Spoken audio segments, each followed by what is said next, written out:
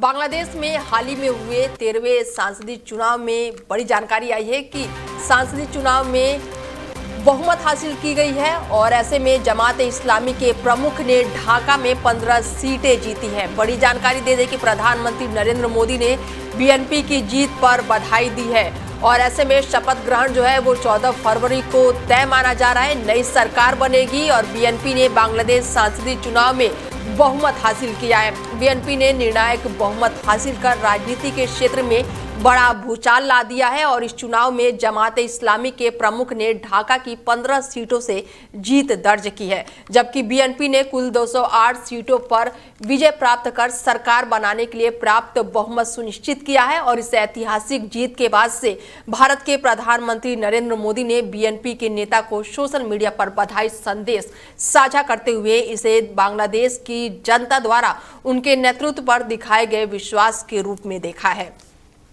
प्रधानमंत्री ने अपने संदेश में कहा है कि भारत लोकतांत्रिक, प्रगतिशील और समावेशी बांग्लादेश के साथ सहयोग को प्राथमिकता देगा और दोनों देशों के साझा विकास लक्ष्यों को मजबूत करने के लिए मिलकर काम करने के लिए उत्साहित है। और ये चुनाव शेख हसीना के लंबे समय तक सत्ता में रहने के बाद बांग्लादेश का पहला बड़ा चुनाव था। बीएनपी को सत्ता में वापसी जो कि लगभग 17 साल के वनवास के बाद संभव हुई है, दक्षिण एशियाई राजनीति में एक महत्वपूर्ण मोड़ जो है ये माना जा रहा है। बीएनपी की जीत ने क्षेत्रीय राजनीतिक परिदृश्य को बदलने की संभावना को बढ़ा दिया है।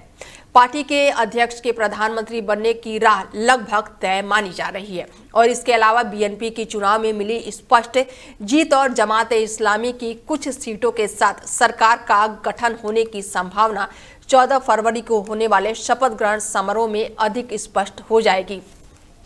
और इस परिणाम ने बांग्लादेश की राजनीतिक ताकतों के संतुलन को बदल दिया है और भारत समेत अंतर्राष्ट्रीय समुदाय के लिए नए द्विपक्षीय संबंधों के अवसर खोल दिए हैं। ऐसे में बीएनपी ने बांग्लादेश सांसदीय चुनाव में बहुमत हासिल किया है, जिसके बाद से तारिक रहमान के प्रधानमंत्री बनने के जो आसार हैं वो लगभग तय माने जा रहे हैं और कहा जा रहा है कि 14 फरवरी यानी कि कल वो शपथ भी ले सकते हैं। इसके साथ ही भारत के प्रधानमंत्री नरेंद्र मोदी ने उनकी जीत पर संदेश साझा किया है।